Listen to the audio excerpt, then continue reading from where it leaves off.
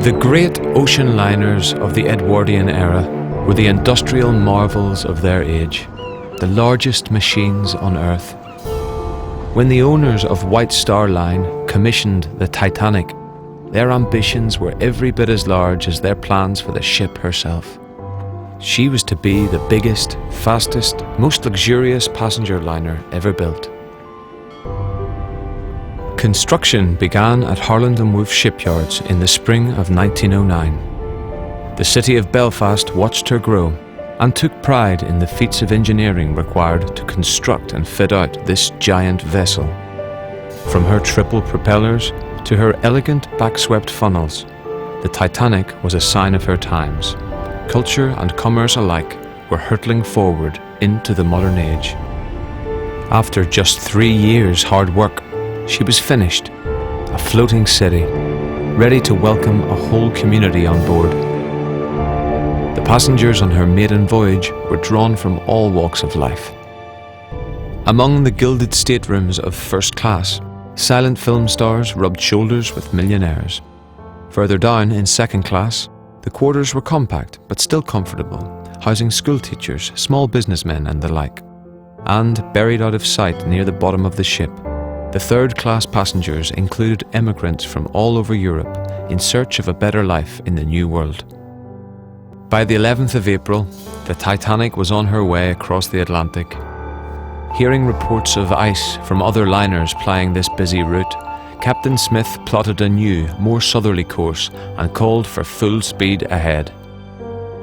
On Sunday the 14th of April, Titanic's radio operators received 6 further reports about icebergs in her path. They were busy sending telegraphs on behalf of passengers, and the final 2 warnings never reached the bridge.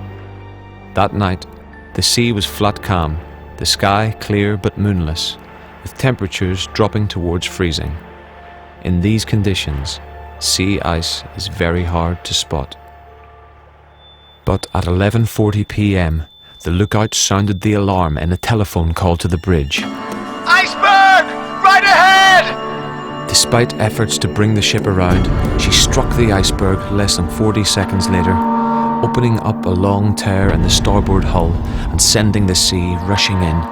The Titanic was designed to stay afloat with 5 of the forward compartments flooded, but that night 6 were broached. At first, the impact didn't strike the crew as anything too serious. But by midnight, the forward third-class sections of the ship were beginning to flood, and Captain Smith realized that the Titanic was in grave danger. He ordered the lifeboats uncovered.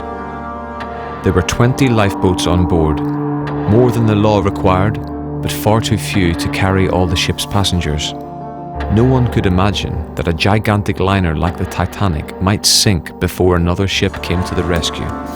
And indeed, the Titanic's crew could see the lights of another ship that night, lying at anchor less than 20 miles away. Despite increasingly frantic efforts to make contact, they got no response to their radio calls or distress flares. The nearest ship that answered Titanic's SOS was the Carpathia. Her crew immediately set off to the rescue, but she was 4 hours away, even at frantic full speed. Because of the shortage of lifeboats, Captain Smith ordered women and children to board first. The crew managed the evacuation as best they could in the confusion, but many boats were launched half full. Third-class passengers had to find their way through a maze of corridors and staircases to reach the boat deck. Just after 2 a.m, the final lifeboat was lowered. The passengers still on board could see that the game was up. Captain Smith relieved his men of their duties with the words, "Every man for himself," then returned to the bridge. At around 2:20 a.m, he went down with his ship.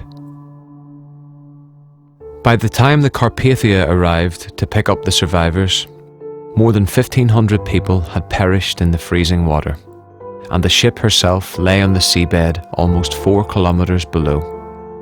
Less than a third of the third-class passengers made it onto the list of survivors, although the women and children first policy proved effective across all classes. The Titanic was not the only disaster of its kind, or even the deadliest.